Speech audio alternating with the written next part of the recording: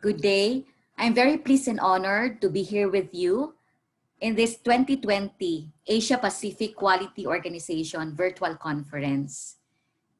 And I'm happy to share the topic, which is very basic because modesty aside, in our country, I used to share business excellence framework and its application. However, in this conference at APQO, I decided to share back to basic tools and techniques, which is a quality workplace program in order to address the effect of the pandemic crisis. So maintaining a quality workplace in the new normal. It's really a reality that we are faced with the coronavirus crisis, the challenge, and there may be difficult days ahead, still with disruption and uncertainty. But we need to be optimistic about everything. There's always an opportunity to learn from this experience. We need to move forward. And change is only scary until it becomes your new normal. So it means that we need to keep going. We need to really fight the coronavirus. There's always hope. And a basic tool, which is not new. However, I want to emphasize more on the implementation and application. Because based on experience, isn't it? It is easy to establish a quality workplace program. But we're having difficulty on how to really implement, and not only implement, but to sustain the quality workplace program. So my expected output objectives: maximize the use of the basic tools, such as the 5S plus 2Ss, which are not new, okay? Then achieve a quality workplace, particularly implementation and the sustenance initiatives, and how to establish a quality workplace standards to ensure that it will be successful in the organization. So the talk of my outline, it's revisiting the basic concepts of 5S plus 2Ss, the effects and benefits, the quality workplace as a program, okay, if you're the one in charge of this, particularly, and then how to set up the standards, so standard setting process based on the new normal. And let's look at some of examples of quality workplace standards. And of course, we cannot end without identifying, revisiting again the roles and responsibilities of each one and how to sustain it. So we now have this COVID-19 crisis and quality workplace program. Oh, that's very basic. Can it help address the COVID-19 crisis? Of course, it can help. Okay, that's why I selected this topic, because it reminds us that we don't need to complicate things, but to be able to address also a very effective approach. One of the very effective approaches is really the implementation of the quality workplace program or standards, making it as a way of life. So let's go back now to the basic concept. So quality workplace objective. What's the objective? To improve the quality of work life through a clean and organized workplace. So I want to emphasize using a team-based approach. So it means that people in the organization, they need to collaborate with each other to ensure an effective implementation of this program. So everybody should be involved. Okay, engagement of people is necessary. So if the effects of quality workplace, if this is done properly, the delivery of work is faster and the quality of work is better. There's no question on that. Then working is easier and safer. We will be having a healthier employees, right? And since customers, they can see that even the foundation, the basic, it's there, so they will trust us. So customers keep coming back. And when you look at the system philosophy and culture, it involves a great deal of concentration and dedication. It means that it is not just one time, but we can implement it consistently. So there should be daily application, commitment of everybody, okay, shifting a paradigm that is not only applicable to a certain department, but it's applicable to all. And there should be role modeling. So it means that everybody should be involved, from top management, the senior leaders of the organization, up to the line personnel. So even though we look at it as very basic, but again, there should always be a buy-in. We always need to have the support from senior leaders, because even the senior leaders, they need to walk the talk. They are the ones supporting the program and ensuring that it gets implemented and the standard gets done. Okay. Even in our ISO 9001 initiative, this is part of Clause 7, which is the support. So we are being asked to maintain a conducive work environment so that our people, they can produce, achieve conformity to product and service requirements. So let's now first revisit the 5S, okay? So thank you to our Japanese friends who introduced us the 5S's, right? Anyway, so let's review it first, but I will be focusing more on the program highlights, the implementation. So first, sort, you take out unnecessary items and dispose. And the recommended action, identify items which are unnecessary and necessary to your work. Meaning it's nice if you will prepare a checklist of the items which you have identified as unnecessary. Why? Because this may have still a book value or financial value. And if we are unsure of the necessity of the item, we put a disposal notice and set them aside. And then if after a period of, let's say, 3 months, items set aside are still unused, they may be, okay, moved to a department that may have use for the items, or they can be thrown away as garbage. And then the next S, this is systematize. Arrange necessary items in good order for use. So what are the recommended actions? It's important to think of where to file or store the following items. And we are being asked to follow the flow. What else? Okay, decide where to store and retrieve the items. Okay, and here, for easy retrieval, our storage, even our files, they should be properly labeled, right? So when you talk about our records, the records management, it is the systematic control over the creation, maintenance, use, and disposition of records.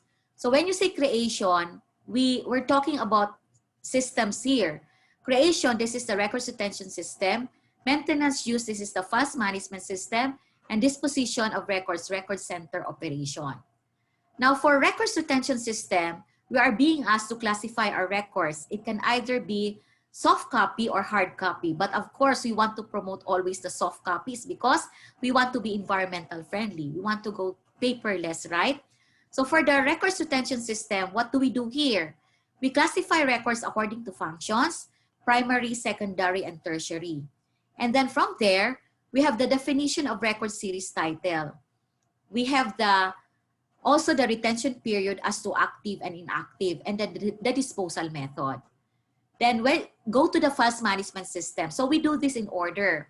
When you say files management system, we are being asked to accurately and appropriately label our filing equipment, our folders, so that we can have, as much as possible, 30 seconds retrieval of file for both soft copy and hard copy. Okay, and we follow the labeling format. Okay, and then for the record center operations, this is for where we house the inactive files. So just in case the organization, you still have hard copies, so it means that we also need to maintain our record center operation, or where we house the inactive records. But again, I want to reiterate that it's nice if records, we convert it already to soft copies. Okay. And when we implement the records retention system, we first do the actual inventory of all the records that we have in the organization. Then from there, what do? We sort, analyze, classify. We draft the records retention schedule. We now negotiate as to the retention period, and also following the statutory and regulatory requirements.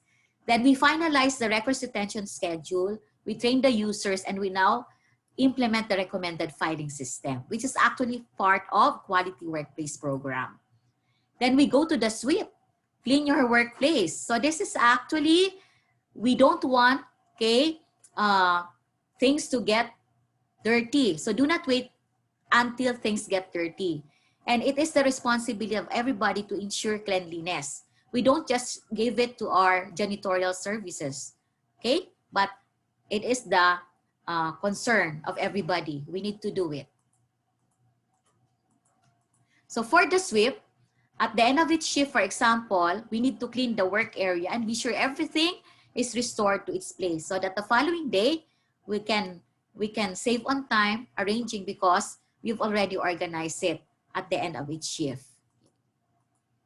Now, for the next S, we have standardized, and this is very important, no? We need to maintain high standard of housekeeping. So we need to identify what standards to follow. So later on, I'll be discussing the standard setting process. So consistently practice standards given for maintaining good work environment. Do not go for doing it my way, but what it should be as agreed in the organization. So we should always assign persons who will ensure that standards are consistently observed.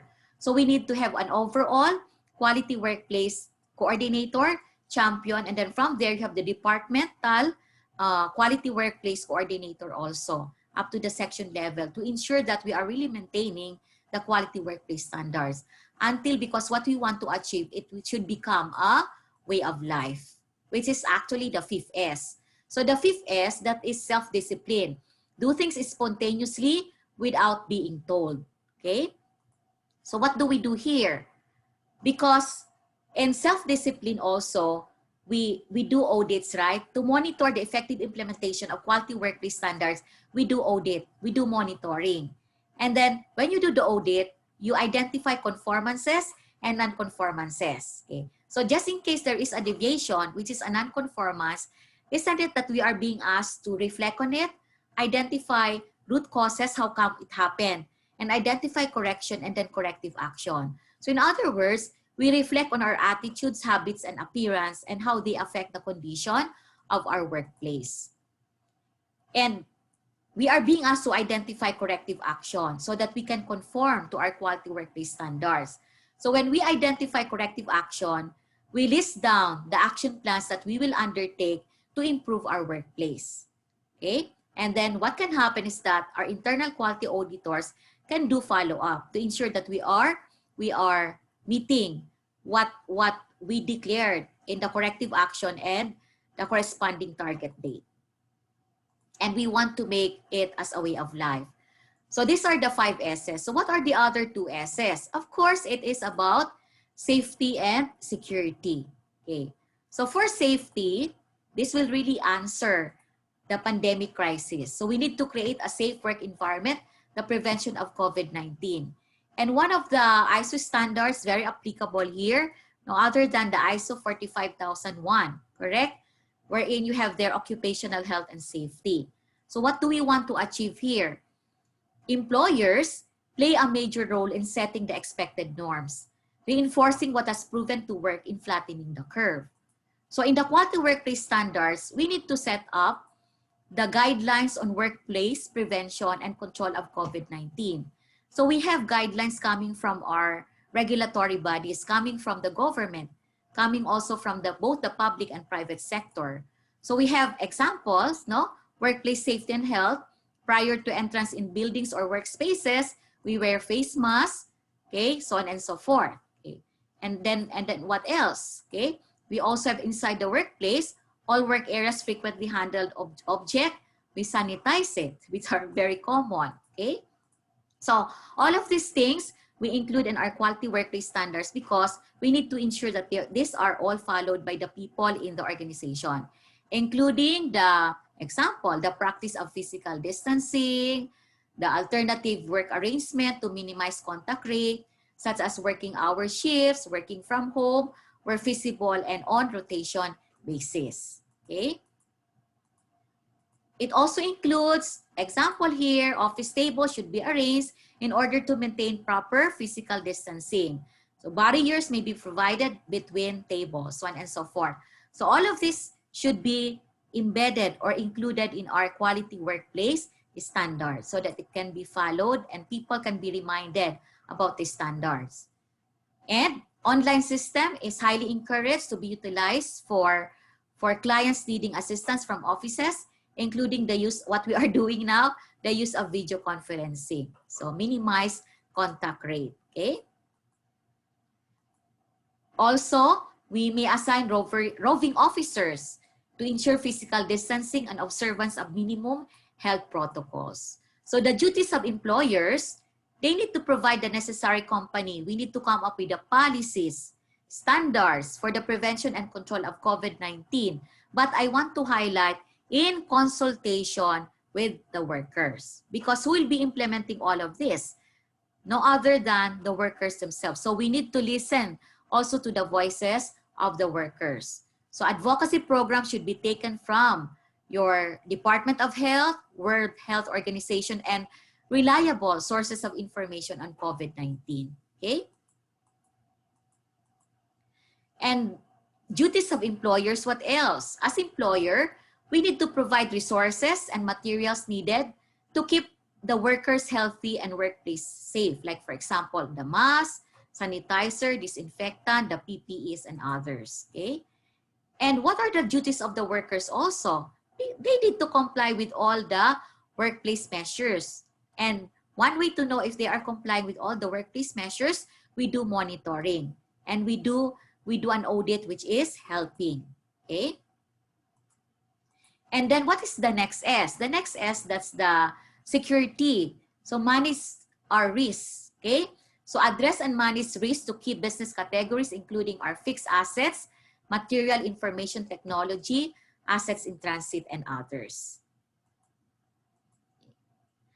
So this is what I want to really highlight on the Quality Workplace Program. Before this is implemented, it's very important that the phase 1, there should be a buy-in. So you first do an appreciation session. The purpose of the appreciation session is to let the people understand how come we're doing all of this. Because if there's no appreciation session, if there's no buy-in, they look at it as a burden, okay? And there may be difficulty in implementing it. Then the next phase, when you do the Quality Workplace Program, you now set the standard. But here in the phase 2, when you set standard together with the people, in consultation with the people, okay? So you need to listen to their needs. You need to listen to their requirements. You need to listen to their voices so that the quality workplace standards that you will be setting will really be effective and it will be implemented accurately and appropriately. Then after setting the standard together with the people, you consult them, what's next? This is the only time that you now do the implementation because it's clear to everybody. There is a buy-in. They were involved in the setting of the standard. There's a collaboration. So it's very easy to implement because they were consulted when you prepare the standard. Okay? So after the implementation, what happened? Of course, we need to know the progress of what you are implementing, correct? If we want to know, so we do monitoring and evaluation. We want to know if the set standards are being followed by the people in the organization. So you perform audit. So it is a helping audit because our objective is to verify conformances. Now, when you verify conformances, you may unearth non-conformances. So what do we do with the non-conformances? So we all know that the discipline is that if there is a deviation from a certain should, if there is a deviation from a standard, we need to come up with root cause analysis. We need to come up with correction and then corrective action to prevent it from recurring. And then we do follow up. And let's not forget also to celebrate. So there will be, it's better if in your program, you will be having a recognition. Okay, so let's celebrate. Let's give awards to those really doing effort to maintain a quality workplace area. So you can give award, for example, the quality workplace area wherein they got a rating of 100% because everything should be measurable. You cannot manage what you cannot measure.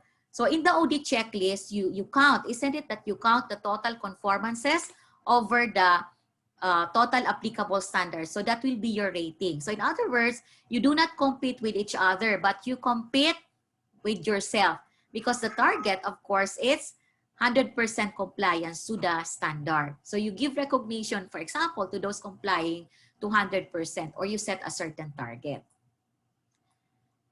Now let's go to the standard setting. So how do we set the standard? First, you need to identify the workstation, the standard where you want to set. Then define the purpose of the workstation. After defining the purpose of the workstation, you evaluate existing condition. You identify areas for improvement. So consider the desired workflow efficiency. And you should also identify existing condition that can be maintained. And then from there, you can now develop the standards. Okay, so you do the standard setting for the office. Like for example, you identify the workstation. Let's say the workstation, it's about multi-purpose table, back cabinet. So what's the purpose of the workstation? Tabs are used as additional working space, open shelves and drawers as storage for files. But when you evaluate existing condition, what did you see? You see an area for improvement because tabletops are being used as storage for bags during the day. And you can also have for maintenance, tabletops are empty at the end of the day. So from there, you can now develop the standard. So for example, multi-purpose tables, things to be found on top anytime during the day. So you list that can be found during the day. However, at the end of the day, nothing on top because there are shelves and drawers for storing items. So that's a good practice also, right? However, you need to see the existing condition. You can also do this for the shop floor. Like for example here, full goods warehouse. So what is the purpose of the warehouse? Transitory storage for bottled products. However, when you evaluate existing conditions, what do you see? For improvement, presence of broken bottles, presence of pest insects, poor ventilation, dirty. And you see naman, you see also for maintenance, like for example, safety signs in place, well-maintained floor markings. And then from there, you can now develop standard. So you look at the purpose, you evaluate existing condition. So given all of that, you now develop standards. So for example, broken bottles should be in designated area only, okay? Now, when you set standard together with the people so that there is always a buy-in. There's always a support for those who will be implementing it, okay? But we should be guided when we set standard. The standard should be specific, it should be measurable, attainable, relevant, and time-bounded. So we set standard for all the workstations. We set standard for a conference room. We set standard for a parking area, any station that you have in the organization. And we put it in a manual. Just like ISO, there is a revision number, effectivity date, prepared by, reviewed by, and approved by. And when we prepare the standard, let's be guided by, we need to separate the wants from the needs. So minimum requirement that should be present to meet the objective of the workstation. Okay. And I also mentioned about recognition scheme. So the recognition scheme highlights the importance of the teamwork between management staff. So this is not competition because you compete with yourself, okay? Because you need to have 100% adherence to standard. So you can focus on non-material rewards, like for example, commendation, verbal mga letter, verbal commendation, featured articles in newsletter, showcase areas to internal, external company visitors, and visit to model companies or benchmarking, okay? Let me now emphasize the roles and responsibilities. Because management, we need to walk the talk, so we need to act as role models. We need to ensure continued implementation of the program. So what employees need from leadership right now? Leadership should have a clear plan of action and respond to COVID-19. And we should also have a committee always to do the monitoring. So regularly monitors and assesses the effectiveness of the program. And lastly, for all the employees and personnel of the organization associates, commits consistent implementation of action plans, okay? So with that, let's ask ourselves, how do we plan for this new normal? Let's not forget that we already have existing framework.